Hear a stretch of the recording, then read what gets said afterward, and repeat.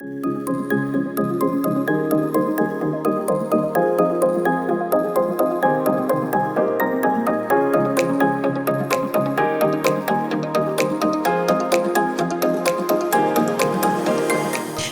Initiative's mission is to shape policy, defend rights, and build capacity in the digital environment towards an inclusive and rights-respecting world. And as the digital landscape evolves, safeguarding fundamental human rights is paramount, which is why we're here today.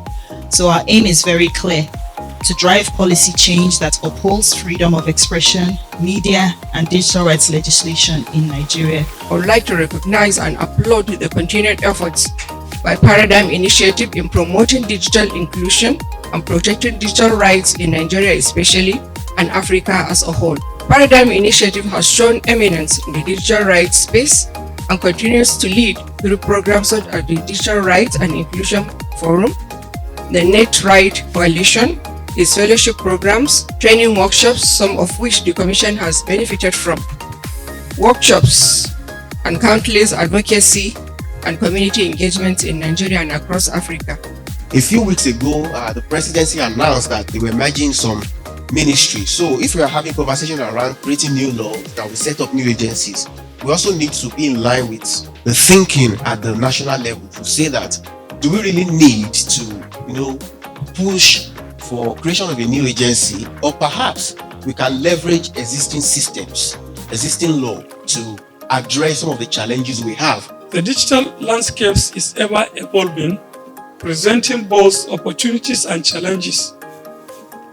Our task, therefore, as consensus stakeholders, is to navigate this dynamic terrain with wisdom, foresight, and steadfast commitment to safeguarding the rights of every Nigerian citizen.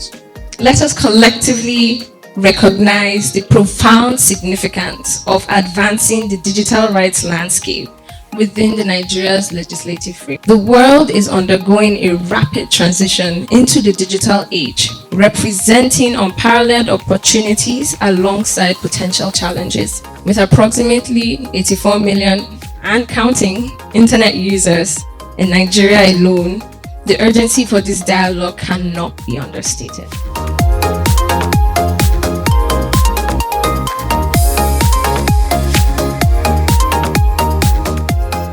A whole of government approach means that we strongly recommend the Attorney General has a seat on the table. Other ministries have seats on the table. Other agencies have seats on the table alongside the NSA. We strongly recommend that you exchange notes again.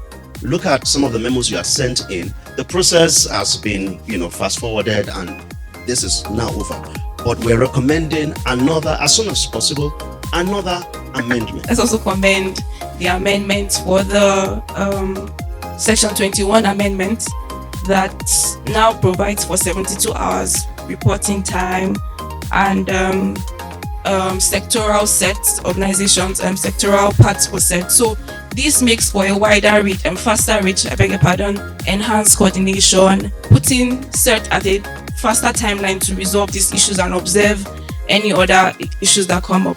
The current amendment of the Principal Act, which is the 2024 one, the Budapest Convention on Cybercrimes and its protocols, Nigeria's gleanings from international engagements as well as emerging trends are currently being considered in the comprehensive review of the legal framework led by the Federal Ministry of Justice. The Nigerian Cybercrimes Act 2015 stands as a pivotal piece of legislation, a framework designed to combat online crimes, protect our digital infrastructure, and ensure justice prevails. However, like any living document, it requires periodic review and adaptation to address emerging threats and uphold the fundamental human rights. It's commendable that the act is being reviewed.